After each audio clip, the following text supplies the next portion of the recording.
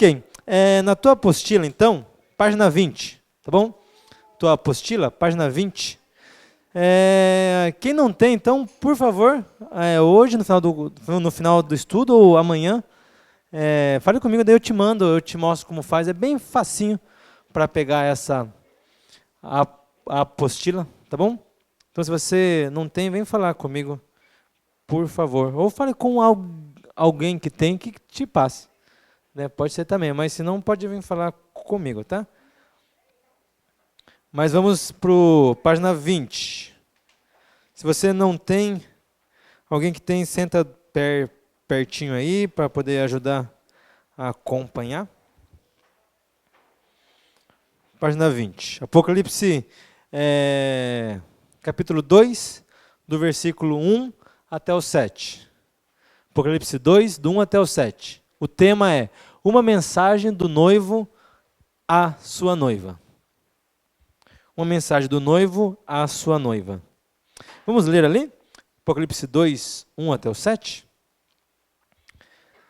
Ao anjo da igreja em Éfeso escreve: todas estas coisas diz aquele que conserva na mão direita as 7 estrelas e que anda no meio dos 7 candeeiros de ouro. Conheço as tuas obras, tanto o teu labor como a tua perseverança, e que não podes suportar homens maus, e que puseste à prova os que a si mesmos se declaram apóstolos e não são, e os achaste mentirosos. E tens perseverança, e suportaste provas por causa do meu nome, e não te deixaste esmorecer. Porém, tenho contra ti que abandonaste o teu primeiro amor. Lembra-te, pois, de onde caíste, arrepende-te e volta à prática das primeiras obras. E se não, venho a ti e moverei do seu lugar o teu candeeiro, caso não te arrependas. Tens, contudo, a teu favor que odeias as obras dos nicolaítas, as quais eu também odeio.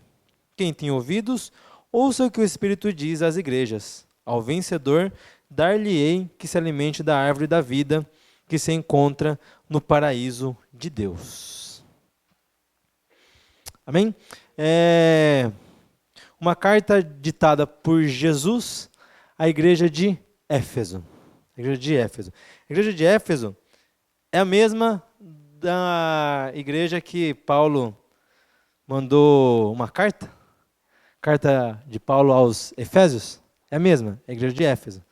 Então, Paulo escreveu para essa igreja também, em Efésios. Éfeso era a maior e mais rica, a mais importante cidade da Ásia Menor. Era um local que tinha uma visibilidade boa. Todo mundo ia para lá, o comércio era grande, muita gente passava por lá. Era uma cidade grande. Era praticamente aqui, como nós, aqui, uma cidade grande, que não é muito retirada. Todo mundo passa aqui, todo mundo acha fácil vir aqui para esse lado. Éfeso era muito conhecida, muito. Então, foi natural que o evangelho também chegasse lá. Foi natural que fosse anunciado a palavra de Deus ali também. Vamos ler ali, Efésios 19. Vamos ver, só ter uma ideia de como foi a passagem de Paulo ali em Éfeso. Efésios 19. Perdão. Atos 19, perdão. Ainda bem que vocês não acharam. Se eles tivessem achado, eu ia achar muito estranho. Ainda bem que ninguém achou. 19, Atos 19. Atos 19 conta um pouco da passagem de Paulo ali em Éfeso. Mas não vamos ler, lógico, não vamos ler o 19 inteiro, porque é bem grande, mas só para nós termos uma ideia, tá bom? Do que aconteceu ali no tempo que Paulo estava por ali. Em Atos 19, vamos ler aqui do 11. 19 e 11. Isso está lá em em Éfeso, tá bom? Paulo lá. E Deus, pelas mãos de Paulo, fazia milagres extraordinários. 12. A ponto de levarem aos enfermos lenços e aventais do seu uso pessoal, diante dos quais as enfermidades fugiam das suas vítimas e os espíritos malignos se retiravam. Isso estava acontecendo lá em Éfeso. O 14, 19 e 14. Os que faziam isso eram 7 filhos de um judeu chamado Seva, sumo sacerdote. Mas o espírito maligno lhes respondeu: conheço a Jesus e sei quem é Paulo, mas vós quem sois? E o possesso do espírito maligno saltou sobre eles, subjugando a todos, de tal modo prevaleceu contra eles, que desnudos e feridos fugiram daquela casa. Todo mundo já ouviu falar desse versículo, dos 7 filhos de Sevas aqui, que foram expulsar um demônio e foram no nome do Deus que Paulo prega. Eles levaram um couro feio, violento, saíram correndo desesperado, fugindo, porque não conheciam, na verdade, a Deus. 19. Também muitos do que haviam praticado artes mágicas, reunindo os seus livros, os queimaram diante de todos. Calculados os seus preços, achou-se que montava a 50.000 denários. Assim a palavra do Senhor crescia e prevalecia. 50.000 denários, levando em conta que um denário é um dia de serviço, é muita grana, né? Onde nós podemos chegar. Era muita grana. Eles queimaram assim tranquilamente, porque eram livros de magias, livros que não agradavam a Deus, e como o povo estava se convertendo, então eles largaram o paganismo, queimaram tudo para ter essa nova vida em Cristo. Isso lá em Éfeso. 19 e 23. Ouvindo isto, encheram-se de furor e clamavam: grande é a Diana dos Efésios. Então foi a cidade tomada de confusão, e todos a uma arremeteram para o teatro, arrebentando os macedônios, Gaio e Aristarco. Arrebatando, não arrebentando. Arrebatando os macedônios, achei estranho, falei, arrebentando, falei, será que é isso mesmo? Então pegou, né? Arrebatou, não arrebentou não, tá? Pegou Gaio e Aristarco, companheiros de Paulo. Feio, né? Outro evento também bem conhecido, esse motim que teve na cidade, por causa que os seguidores da deusa Diana dos Efésios, que eles falavam, né? Eles fizeram um maior tumulto porque Paulo estava pregando e muitos estavam se convertendo e os negócios deles estavam indo mal. Já não vendiam mais ídolos, não vendiam mais santinhos, o templo já não era mais muito visitado, então eles ficaram nervosos porque a palavra de Deus estava sendo pregada, estava tomando o coração do povo de tal modo que tudo estava mudando na cidade. Eles não queriam essa mudança. São algumas das coisas que aconteceram lá em Éfeso. Para que eu estou lendo isso com vocês? Para a gente ver que é uma igreja convertida. Era um povo fiel a Deus. Um povo que abandonou a falsa religião. Um povo que acreditava nos milagres. Um povo que acreditava no poder do Espírito Santo. Era a igreja viva de Cristo. Era a igreja viva de Cristo. Assim como nós somos. Assim como nós acreditamos nos milagres de Deus, assim como nós também somos batizados no Espírito Santo, assim também como nós deixamos de lado todo o paganismo, toda a religião contra a palavra de Deus e seguimos a Deus, assim como também nós somos a igreja viva de Cristo. Então, nós nos identificamos com os nossos irmãos ali em Éfeso, ok? E era para eles que estava sendo escrito essa carta que Jesus estava ditando ali em Apocalipse 2. Em Éfeso ali também Timóteo foi pastor ali. Eu não vou ler com vocês os versículos porque tempinho da outra vez eu passei muito do tempo, então quero manter o tempo certo. Timóteo foi pastor da igreja, Timóteo que era discípulo de Paulo, foi pastor da igreja de Éfeso. João, esse mesmo João que escreveu o livro de Apocalipse, foi pastor na igreja de Éfeso também. Então você vê que era uma igreja onde eles tiveram um ensinamento bom, tiveram pastores bons, pastores que realmente tinham um compromisso com Deus, pastores que estavam ali para fazer diferença. Ok? Sabendo isso, tendo isso na nossa mente, vamos então para a mensagem do noivo para a sua noiva. Tema: uma mensagem do noivo à sua noiva. Você é a noiva de Cristo. Ponto. Né, homens, vocês são a noiva de Cristo. Ponto. Né? Para as mulheres parece que soa melhor isso, né? Eu sou a noiva, porque as que já são casadas já foram noivas. E as que não são noivas ainda almejam ser noivas. É um tempo bom, é um tempo gostoso, é um tempo onde o amor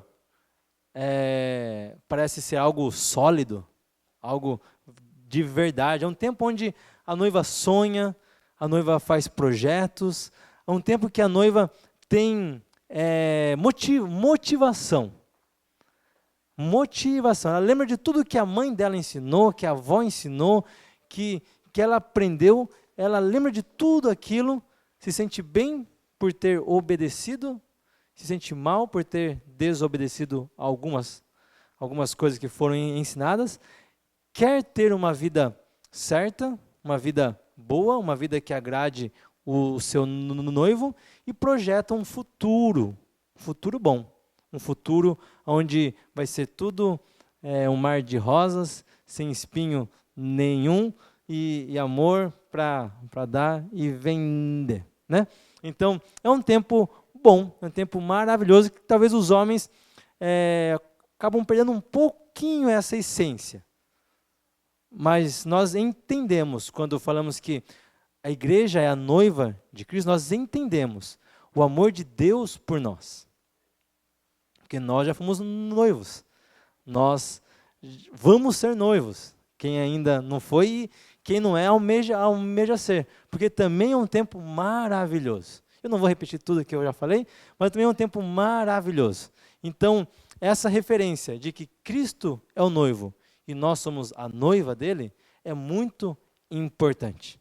Porque nos faz entender que nosso relacionamento com Deus é mais do que apenas religião, é mais do que apenas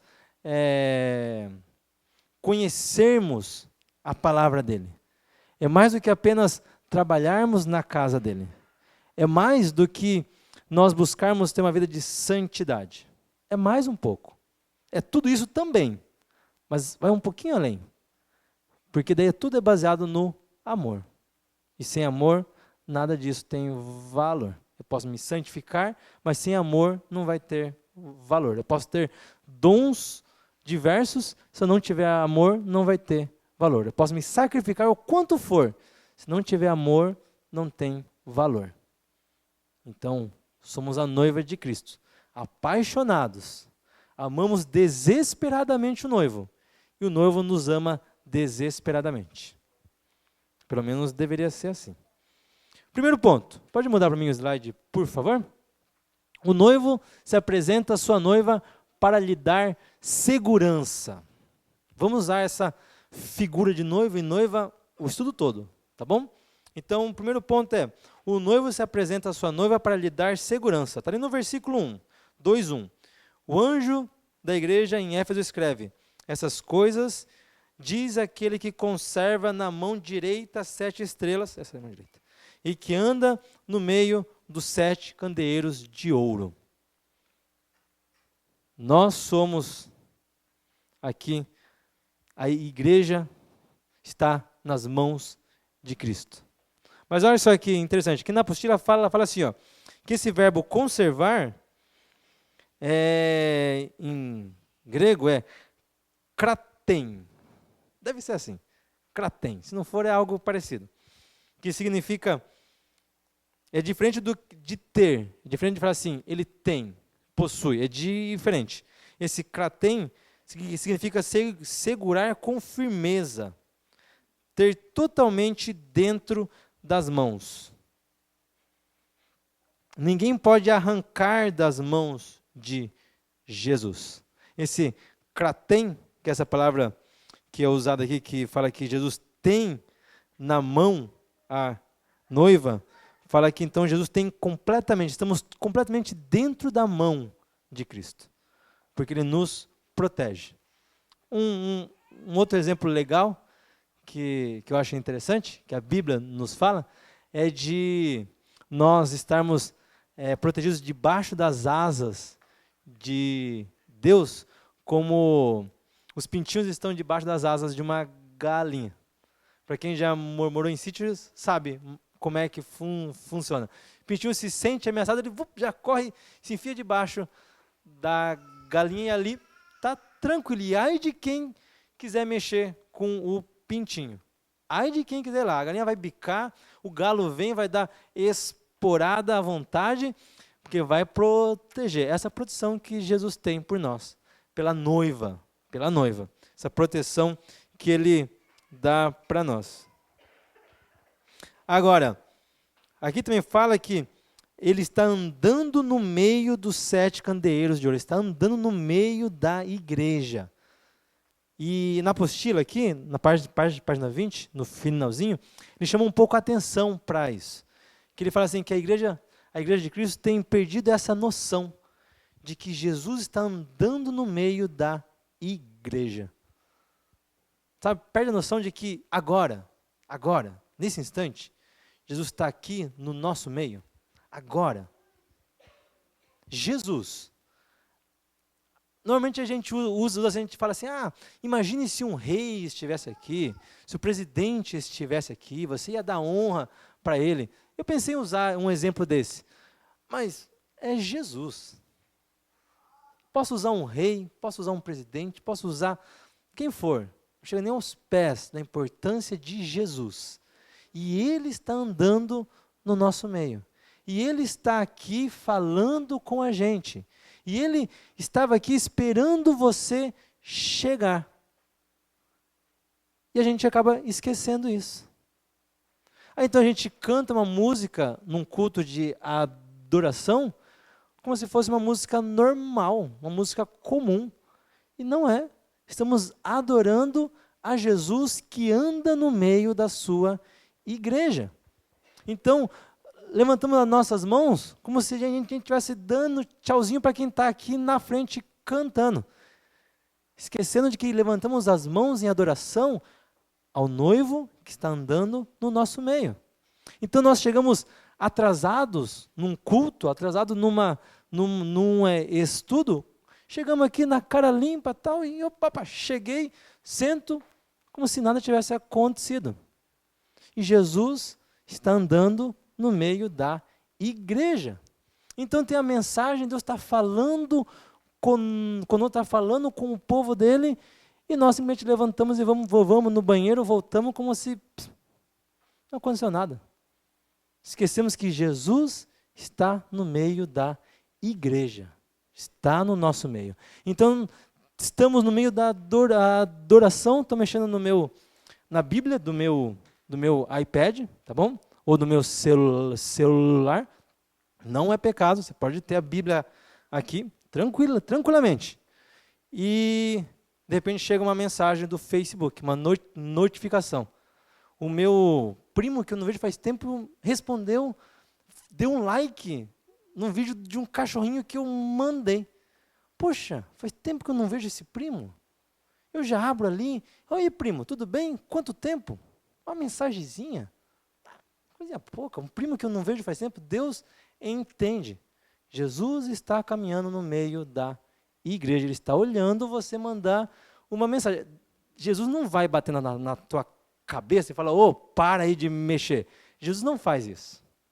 Eu poderia até fazer. Alguns aqui poderiam até fazer isso. Jesus não vai. Não vai. Não se preocupe, ele não vai. Mas Jesus está andando no meio da igreja. Não é um rei, simplesmente um rei. Não é simplesmente um presidente. Não é alguém importante desse mundo.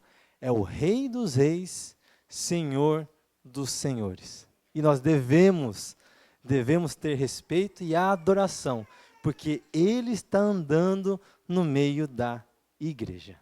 Ele está andando no nosso meio. Ele está com a gente. O mínimo que nós podemos fazer é ter respeito e adoração profunda a esse noivo que está andando no meio da igreja. Ok? Ali, a presença manifesta do Cristo vivo no meio da igreja é a sua maior necessidade. O noivo não só está presente, ele está segurando a igreja nas suas mãos. O noivo está sondando a sua igreja. O noivo está sondando, o noivo está... Aqui fala assim, ó, ele nos conhece, página 21, aí na parte de cima, tá bom?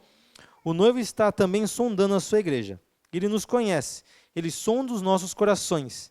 Ele anda no meio da igreja para encorajar, repreender e chamar ao arrependimento. Eu falei, Jesus não vai dar um tapinha na tua cabeça não, mas ele está te chamando ao arrependimento. Ele está te exortando e ele vai fazer isso. Porque ele te ama. Simples. Simples. Porque eu amo a minha filha, eu exorto ela. Eu ensino ela.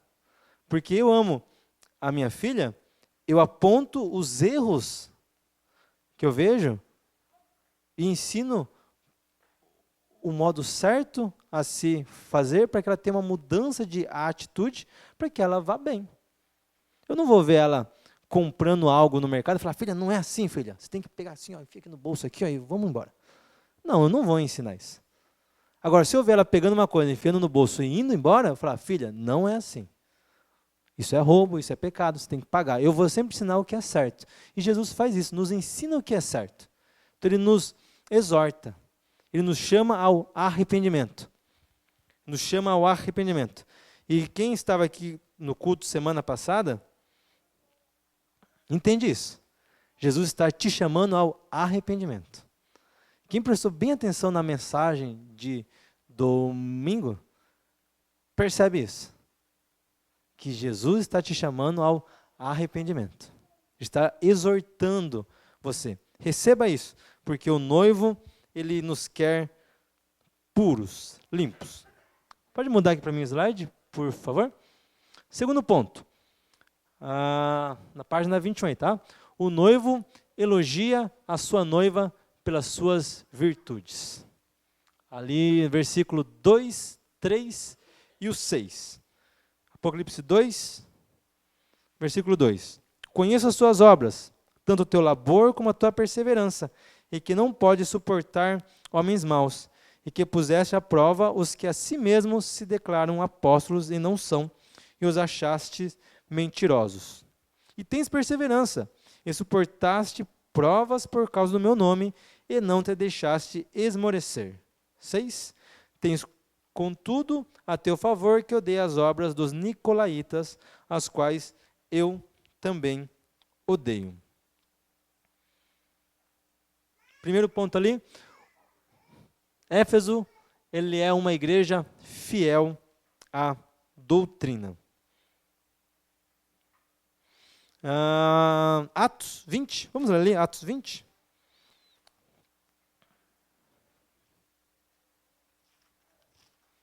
Lembrando que ali Atos 19 e 20 foi quando Paulo estava por lá, tá? Então vamos ver um pouquinho do que fala ali em Atos 20. 20, 29 e 30.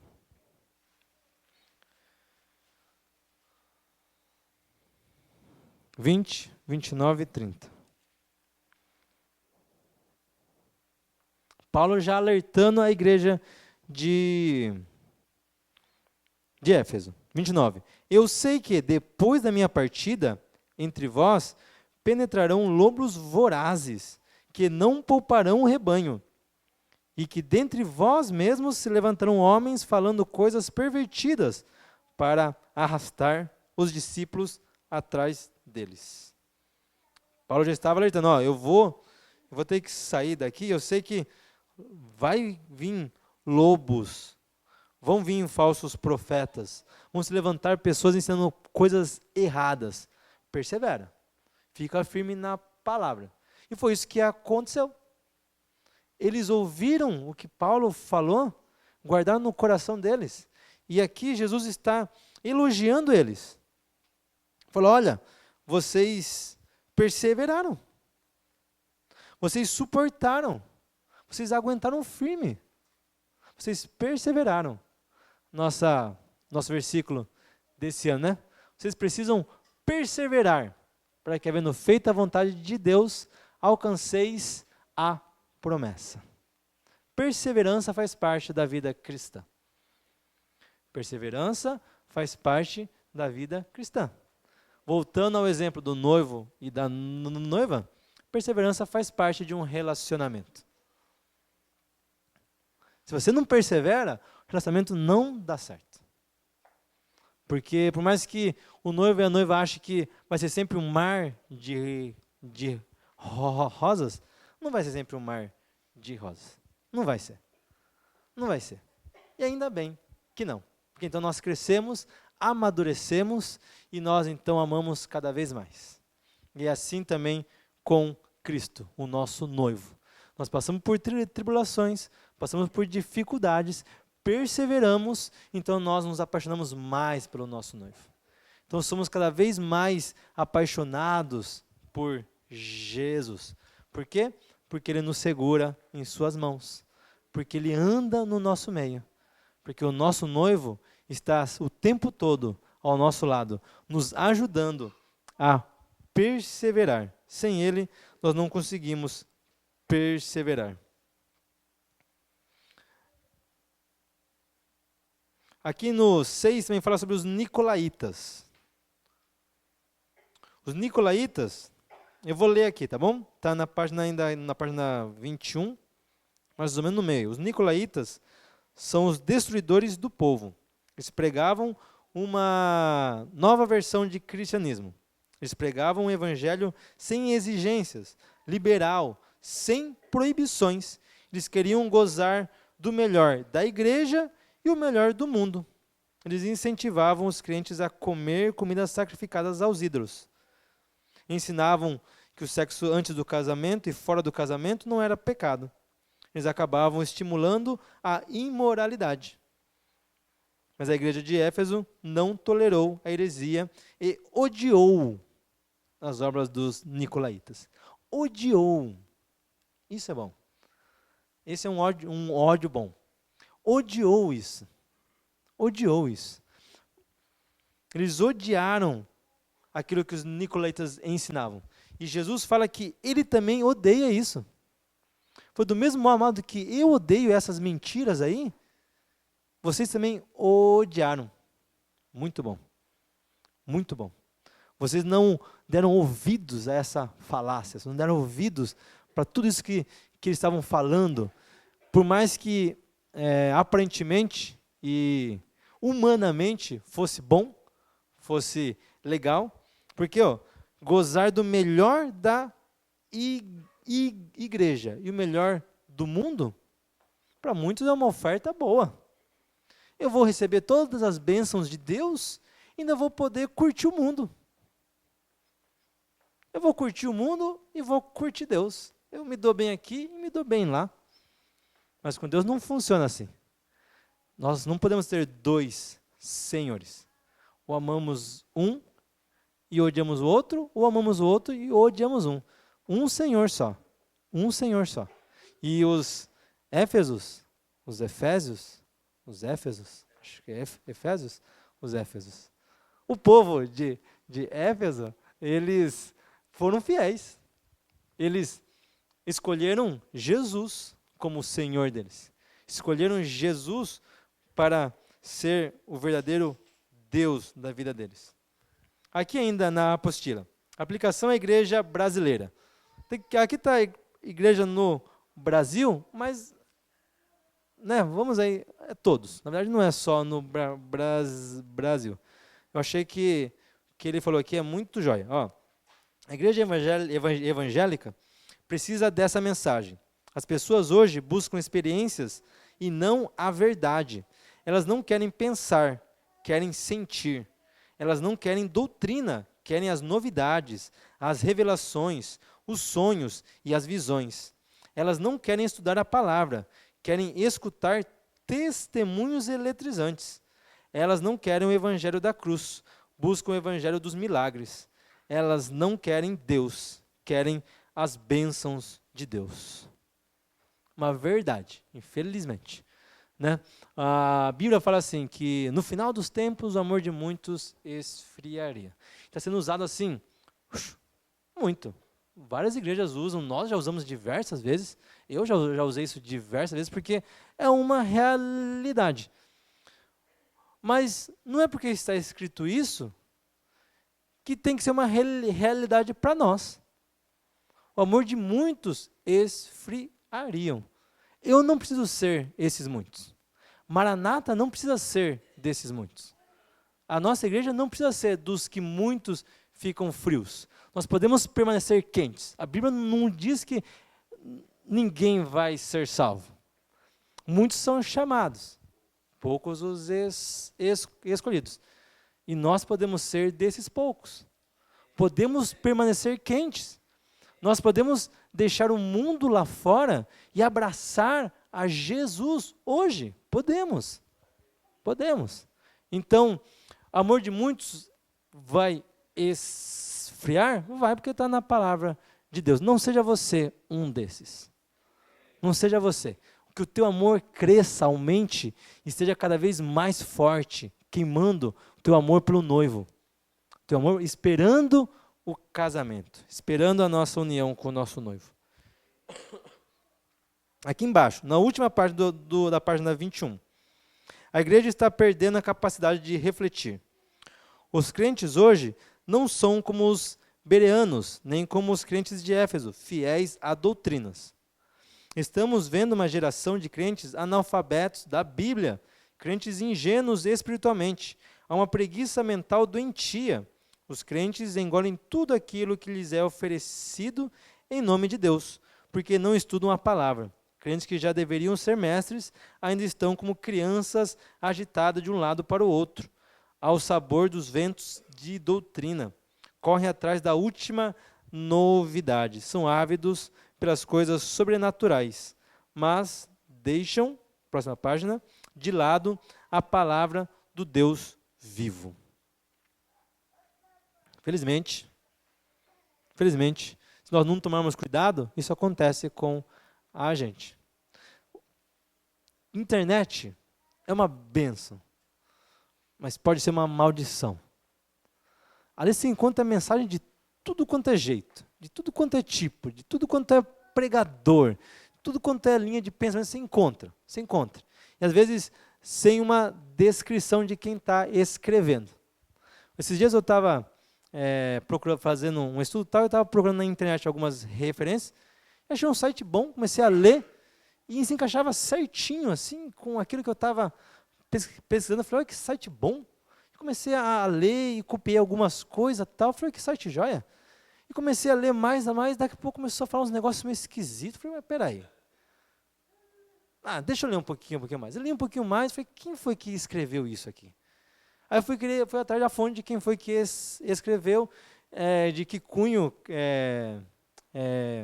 religioso vinha aquele site, e era Espírito Site. E tinha muita coisa que eu achei joia.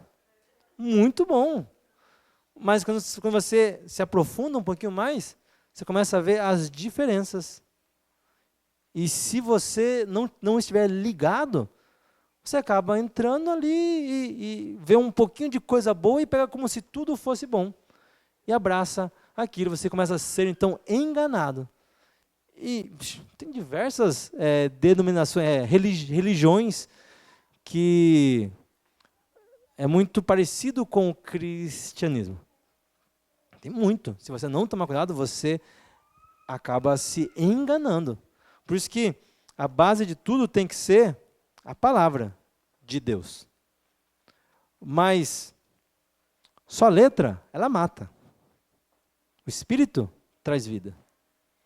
A base tem que ser a palavra de Deus, mas acompanhada de uma vida de intimidade com esse Deus. De uma vida onde você tem revelações desse Deus. Quando foi a última vez, e não precisa me responder, só pense, última vez que você leu na tua casa a Bíblia e Deus te deu uma revelação. Você falou, uau, que incrível. Eu já li esse versículo diversas vezes. Eu nunca entendi desse modo uma revelação de Deus. Eu nunca ouvi um pastor falando, ou até um pastor já pregou, mas eu estava cochilando nessa hora, e Deus me deu uma revelação agora. Quando foi a última vez? Às vezes a gente cochila e perde, né, a palavra, né? De manhã, tal, de noite, agora também, se não tomar cuidado, a gente dá um cochilo e passa batido uma revelação. Mas uma revelação que o pregador traz é uma revelação de Deus também, lógico, é bom, ótimo. Venha e receba essa revelação. Mas Deus também quer dar revelações pessoais para cada um de nós. Então, ler a Bíblia é importante, ter ela como base é importante, desde que venha acompanhado com uma vida de intimidade com Deus. Uma vida onde você vai conhecer quem foi que escreveu.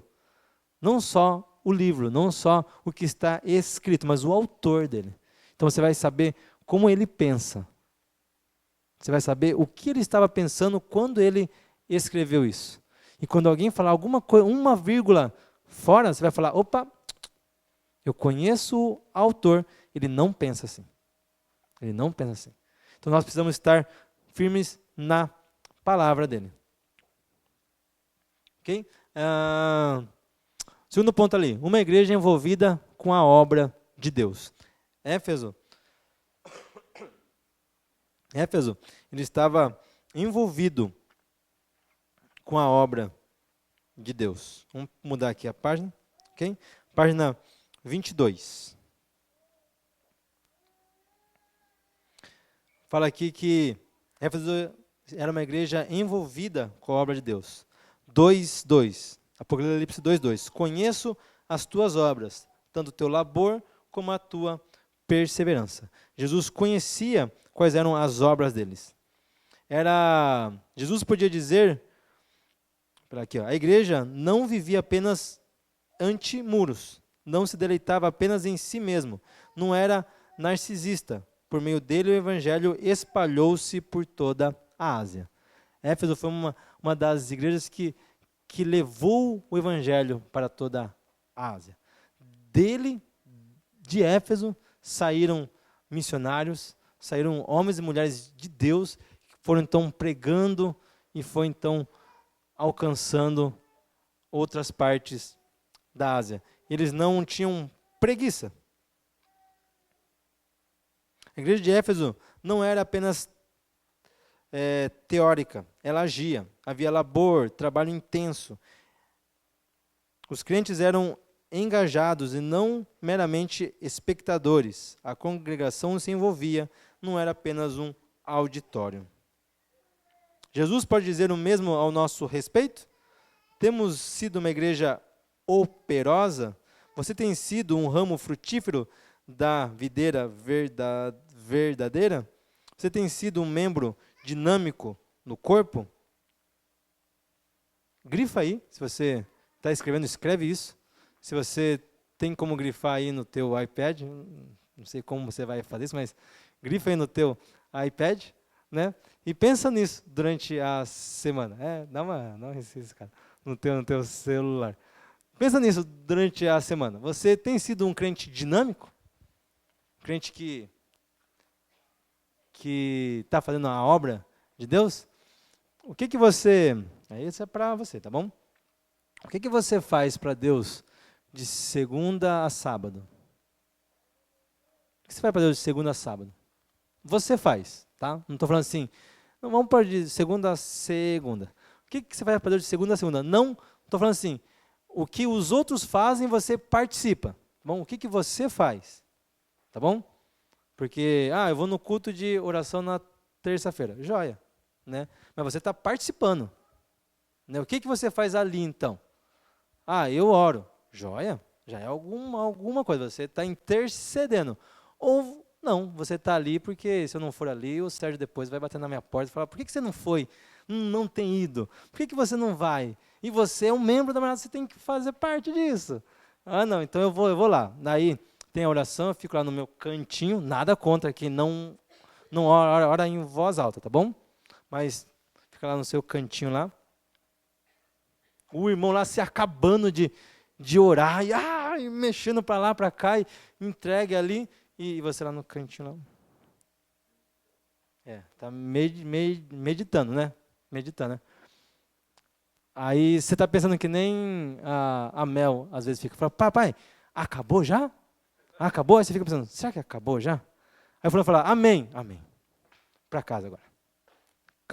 Acabou. O que você faz para Deus durante de domingo até o próximo domingo? O que você faz? O que você cria? O que você produz para Deus? Você, eu.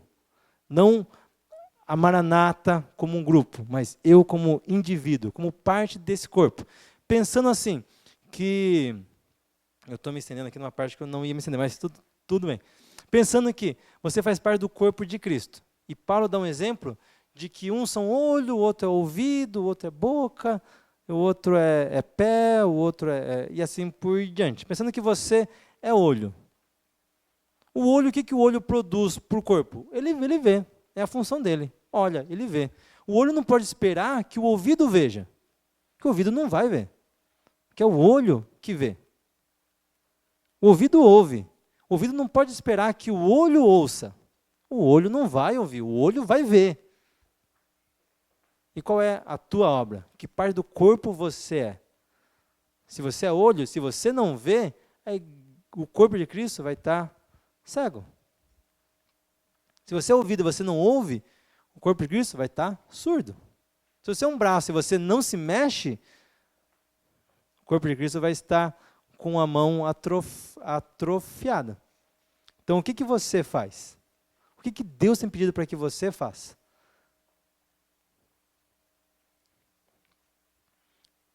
Éfeso fazia. Éfeso recebeu um elogio de Jesus. Jesus falou para eles que eu conheço as tuas obras, tanto o teu labor como a tua perseverança. Terceiro ponto, a igreja perseverante nas tribulações. Durante todas as tribulações que Éfeso passou com os falsos profetas, os falsos mestres, com a igreja pagã da deusa Diana, deusa com D minúsculo, Diana, toda essa perseguição, eles permaneceram fiéis, eles continuaram fiéis, seguindo a Deus. Aqui fala assim, permaneceremos fiéis quando somos perseguidos, provados e seduzidos. Hoje, muitos crentes querem a coroa sem a cruz, querem a riqueza sem o trabalho, querem a salvação sem a conversão, querem as bênçãos de Deus sem o Deus das bênçãos. É mais ou menos assim. Né? Você quer a coroa sem a cruz. Você quer a riqueza sem o seu trabalho. Você quer a salvação sem uma conversão. Você quer a bênção de Deus sem conhecer o Deus da bênção. Não vai rolar. Não vai dar certo. Você tem que arregaçar as mangas e tem que pôr o pé na estrada. Trabalhar, buscar a Deus, perseverar, porque ninguém te falou, se alguém te falou, te enganou. Mas ninguém te falou, se alguém te falou, te enganou. Vida cristã não é mamão com açúcar. Vida cristã não é molezinha. Vida cristã é para quem realmente tem compromisso, para quem persevera, para quem leva adiante. Vai ter coisas dentro do corpo para te afastar de Deus, vai ter coisas fora do corpo para te afastar de Deus, vai ter coisas na tua casa para te afastar de Deus, vai ter coisas em você para te afastar de Deus, mas o que vai te fazer perseverar é o noivo e o teu amor pelo noivo. É isso que vai te fazer perseverar. É o teu amor pelo noivo. Porque senão, você vai acabar largando tudo pelo meio. Você vai embora. Porque se você não ama, você vai ver que não vale a pena. Não vale a pena. Não vale a pena seguir a Jesus se eu não amo Ele. Não vale a pena. Porque sem o amor, o que resta? Obras? Dons? Chamado? Ministério? Bênção?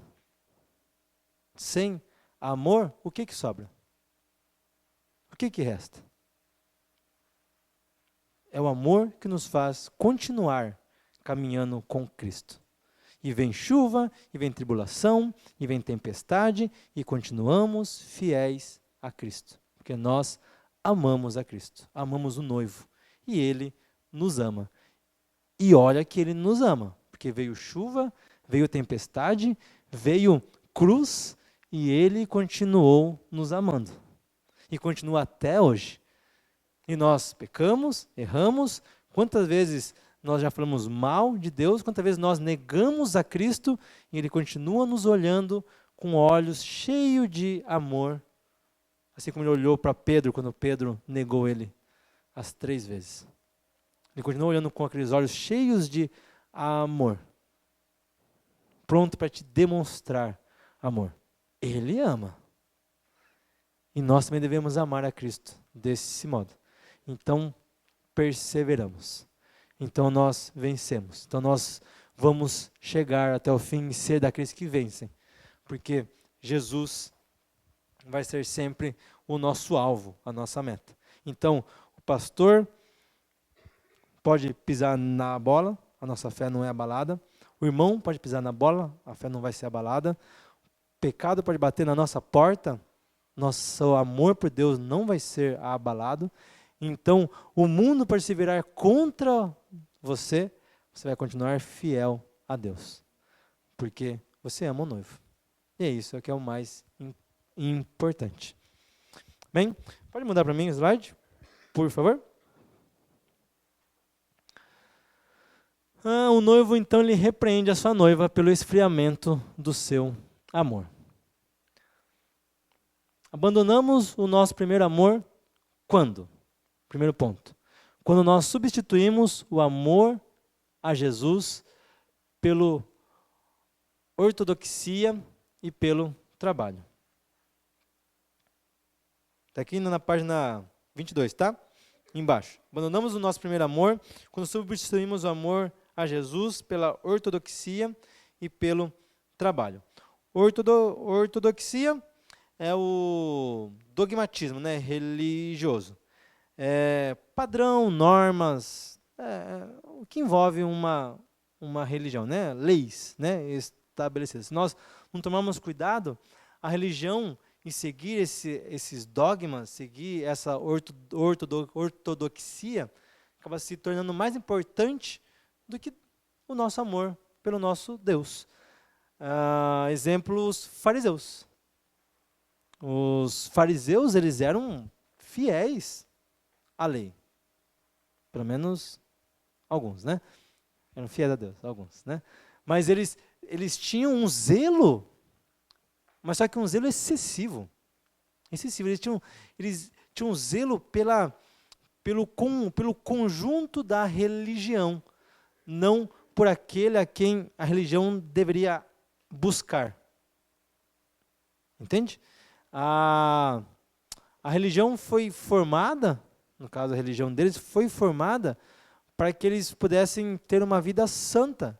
Pegaram as leis dadas a Moisés, os ensinamentos que Abraão passou, e eles pegaram tudo isso e criaram um clube, criaram uma casa, fechada, entraram e falaram, a gente vai seguir cada uma dessas leis. Ou pelo menos disfarçar para parecer que nós seguimos cada uma dessas leis. Mas não entenderam o porquê que existiam essas leis. Entenderam o porquê que eles precisavam seguir aquilo. Que no final de tudo, sempre foi cumprimento da lei. Amarás ao Senhor teu Deus de todo o teu coração, entendimento, alma, corpo, com tudo que você é, você vai amar a Deus e ao próximo como a você mesmo. Eles não entenderam isso. Acharam que por seguir aquele conjunto de leis, eles iriam ganhar o céu. E não é assim que funciona. E se nós não tomarmos cuidado, nós acabamos funcionando assim também. Quando nós encontramos a Cristo, achamos o nosso noivo. Achamos o nosso noivo. Quanto tempo eu esperei para encontrar esse noivo? Né? As meninas aí, desde pequenininhas, sonham com o noivo. O príncipe encantado que vem montado em seu cavalo branco e vai pegá-lo e levar para o castelo. Quanto tempo sonhei com isso. Finalmente chegou. Então eu me entrego completamente a esse noivo. Alguns vêm com uma barriga a mais, sem cabelo, mas são noivos, né? E então se entregam completamente. Não é que tem pessoa rindo, eu já imaginei o porquê. Então entrega completamente. Então é esse amor, essa paixão, essa entrega. Alguns são sapos, mas é só dar um beijinho que vira príncipe, né? Tem uns que por dentro continua sapo, mas por fora vira príncipe. Mas virou um príncipe, né? Então, que maravilha. Quando encontramos a Cristo é assim, que maravilha. E falamos para todo mundo, Jesus é meu Senhor e Salvador, a quem eu amo tanto, e Ele me salvou, e reconheço o pecado, reconheço que eu fiz coisa errada, reconheço, me arrependo, ótimo, maravilha, segue a Cristo, o negócio vai que vai. Mas aí começa a entrar um monte de religião, um monte de regra, um monte de, não posso, não posso, e eu preciso, sou obrigado, eu tenho que ler a Bíblia todo dia, né? A gente ensina isso nos discipulados. Você precisa ler a Bíblia todo dia. Só que nós ensinamos que você precisa. Mas com o tempo, você começa a pensar, eu tenho que ler a Bíblia todos os dias. Eu tenho. A gente ensina, você precisa, é bom você conversar com Deus, ter intimidade com Deus. Tem um tempo de devocional, separa um tempo para Deus. Aí, daqui a pouco, para nós parece que fica assim, eu tenho que fazer uma devocional. Eu tenho que fazer. Aí, de repente, eu encontro com o meu discipulador e ele pergunta, você está fazendo a devocional? Estou. Mas o coração do discipulador é assim, ele está preocupado para saber se a pessoa está se desenvolvendo com Deus. Mas o discipulado escuta aquilo como você está pressionando ele, você está obrigando ele, você está forçando, você está fazendo a sua devocional? Tô. 30 minutos certinho, nem um minuto a mais, nem um minuto a menos. 30 minutos show assim, e é todo dia nessa hora certinha. Então começa a entrar a obrigação no nosso relacionamento com Deus. Então para de ser uma paixão, para ser uma obrigação. A ortodoxia começou a fazer parte da sua vida. Então você entra no abandonar o seu primeiro amor. Voltando ao exemplo do noivo e da noiva, né? Por isso que é um ótimo exemplo, né? O noivo e a noiva casa, entra a rotina, dia a dia. Todo dia tem que acordar de manhã, fazer o café da manhã, fazer bentô para o noivo, que já não é mais noivo, agora é o esposo, tem que fazer um café da manhã, fazer o bentô, e daqui a pouco vem os filhos, tem que cuidar dos filhos, e precisa limpar a casa, e precisa dar atenção para o noivo, e precisa, daqui a pouco o casamento acaba. Porque o amor, porque tudo acaba se tornando uma obrigação, e tudo que é por obrigação não é por amor, é por obrigação. E quem gosta de ser obrigado a fazer alguma coisa? Eu não gosto.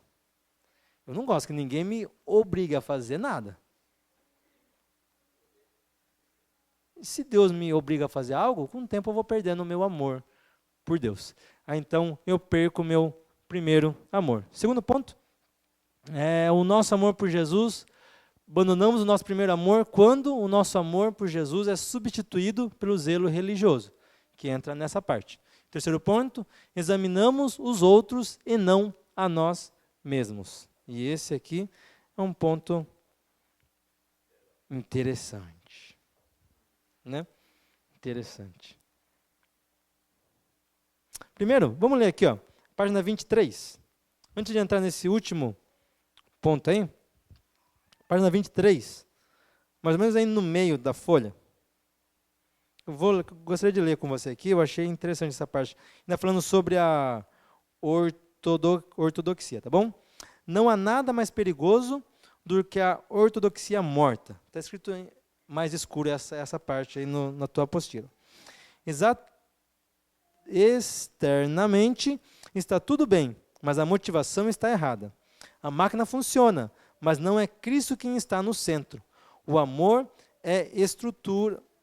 à estrutura é maior do que o amor a Jesus. Crentes fiéis, mas sem amor. Crentes ortodoxos, mas secos como um poste. Crentes que conhecem a Bíblia, mas perderam o encanto em Jesus. Crentes que sabem teologia, mas a verdade já não mais os comove. Crentes que morrem em defesa da fé e atacam a heresia como escorpiões no deserto, mas não amam mais o Senhor com a mesma devoção. Crentes que trabalham à exaustão, mas não contemplam o Senhor na beleza da sua santidade. Sofrem pelo Evangelho, mas não se deleitam no Evangelho.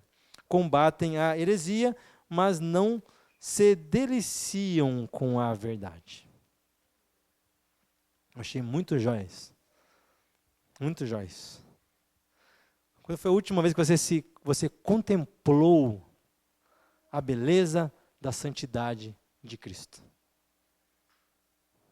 Se é que alguma vez nós contemplamos isso. Quando foi a última vez que você ficou maravilhado com algo que Deus fez, que Jesus fez? Ficou, que maravilha, Deus. Não foi a última vez que você separou um tempo para conversar com Deus, não para pedir algo, mas só para passar um tempo? Ai, Deus, eu vou aqui passar um tempo com Deus. Normalmente, assim, estamos atribulados, estamos passando por necessidade, estamos enfermos, então a gente ajoelha e ora, clama e pede, Deus de Abraão, Deus de Isaac e Jacó, Deus vem no meu socorro, Deus vem. E quando foi a vez que nós oramos, falamos, Deus, eu quero só contemplar, eu quero só passar um tempo aqui, só para buscar o Senhor, só para adorar ao Senhor, só porque o Senhor é tão bom, tão bom. Gastamos aí uns 10, 20 minutos pedindo coisas e 1 minuto, 2 agradecendo a Deus e louvando a Deus e engrandecendo a Deus.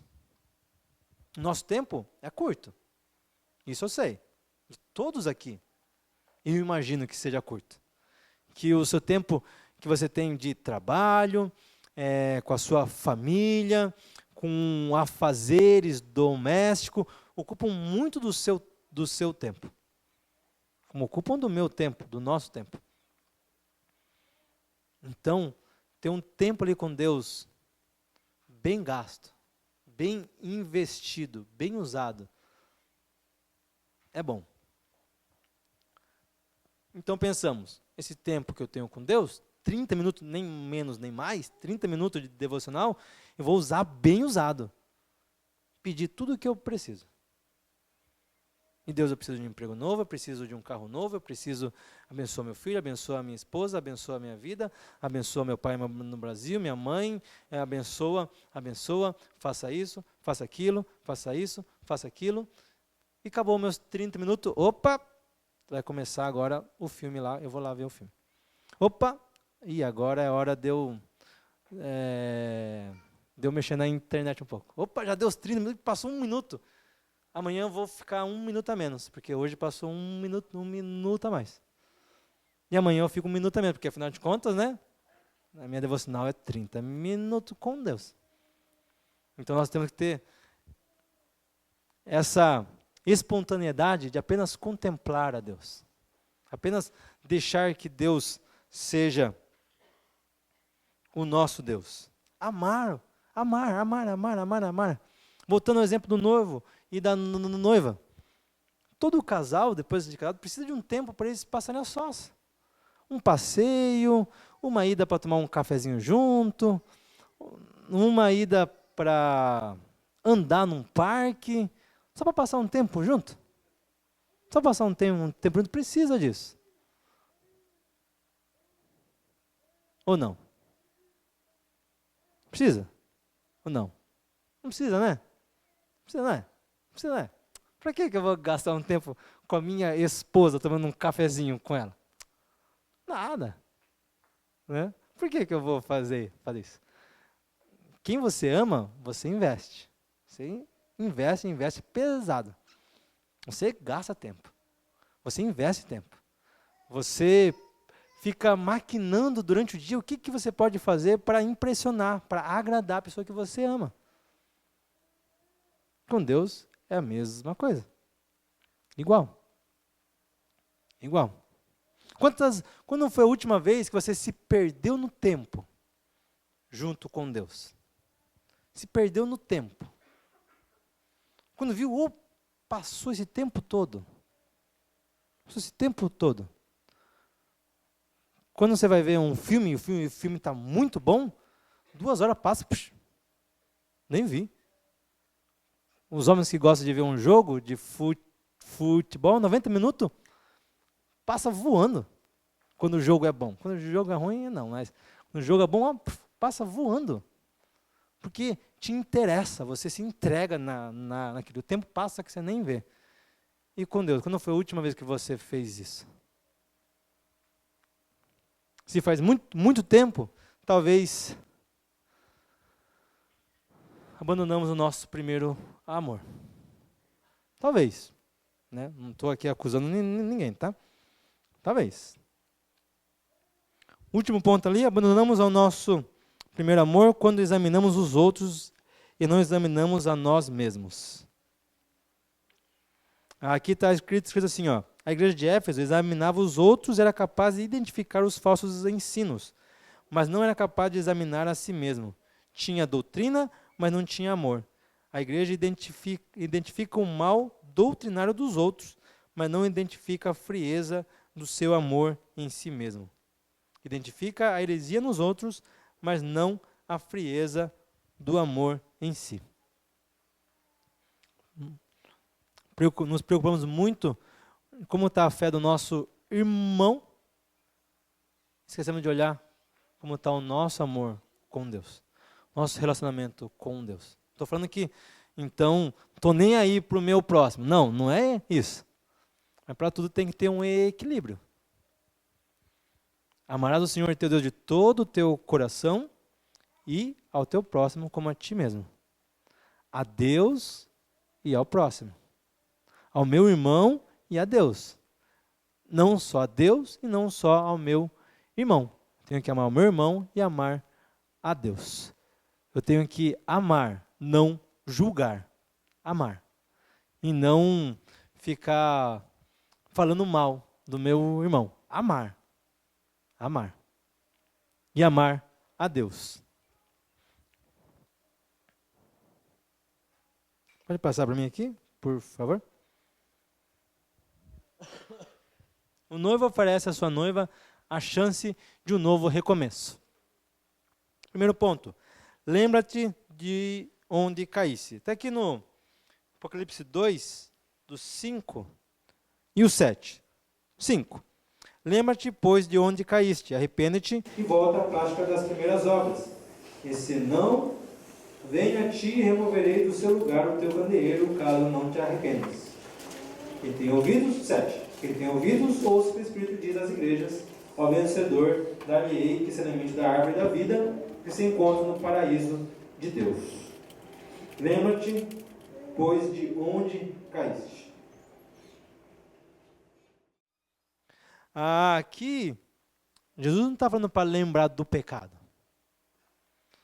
O que você fez que te levou a afastar do primeiro amor? Está falando, lembra-te, aqui ó, no 2, 5. Lembra-te, pois, de onde você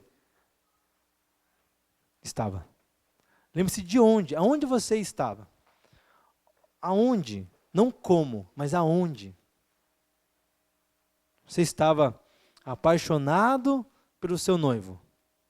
E você abandonou esse amor. Se lembre desse amor. Se lembre do seu noivo. Se lembre do teu relacionamento com esse noivo. Lembre-te de onde você estava. E volta para lá. Retorne. Volta lá. O pecado, se arrependa, deixe de lado e volte para o noivo. Volte para o noivo. As práticas erradas que te afastaram do seu amado, deixa de lado. E lembra-te do teu noivo. Lembra-te do teu relacionamento com ele. Se lembra da sua aliança com ele. E volte. E volte. Segundo ponto. Arrepende-te. É o que eu acabei de falar. E terceiro ponto. Volta à prática das primeiras obras. Lembra do teu noivo. Lembra-te do teu amado. E volta.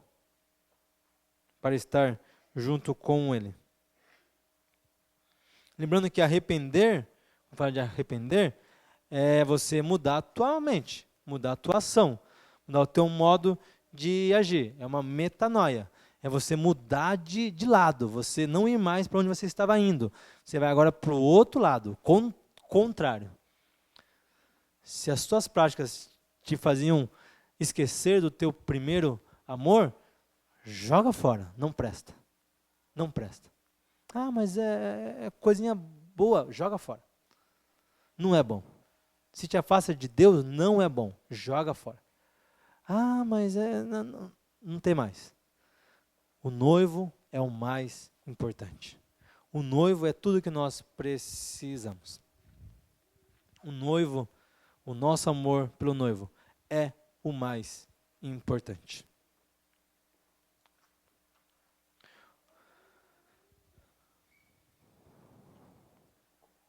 E ali no final do versículo, fala no 7, fala que ao que vencer, dar-te-ei comer da árvore da vida. O exemplo de voltar ao noivo. Um exemplo de você voltar a estar com o noivo. De você deixar a tua vida de pecado, se arrepender e voltar ao noivo. A árvore da vida. Nós vemos isso pela primeira vez, a árvore da vida, lá no jardim no Éden. No jardim plantado no Éden, estava lá a árvore da vida. E também estava a árvore do conhecimento do bem e do mal também. E Deus falou, ó, dessa árvore do conhecimento, não coma. A árvore da vida, coma. Fique à vontade. Porque ali no jardim, no Éden, é a posição onde Deus nos quer. A posição de intimidade com Ele, a posição de conhecer a Ele, de ter contato com Ele. É nós sermos novamente restituídos à nossa posição original. Estar onde Deus quer que nós estejamos. E comemos então dessa árvore da vida. Então nós temos vida. E essa vida abundante que o nosso noivo entrega para nós. Mas então você precisa agir, precisa se mover, você precisa lembrar, precisa se arrepender e precisa voltar. Lembre-se de Deus, se arrependa dos pecados e volte para estar junto com Deus. Se você se encaixa nesse padrão de abandonar o primeiro amor. Se não, tranquilão, fique firme na sua fé aí, e se algum dia você der uma você acabar pegando um caminho errado, lembra disso. Lembra disso. Antes de tudo, o mais importante de tudo, lembra-te de onde você estava. Lembra-te do teu noivo. Lembra-te de Jesus. Vamos ficar em pé? Vamos orar para nós terminarmos?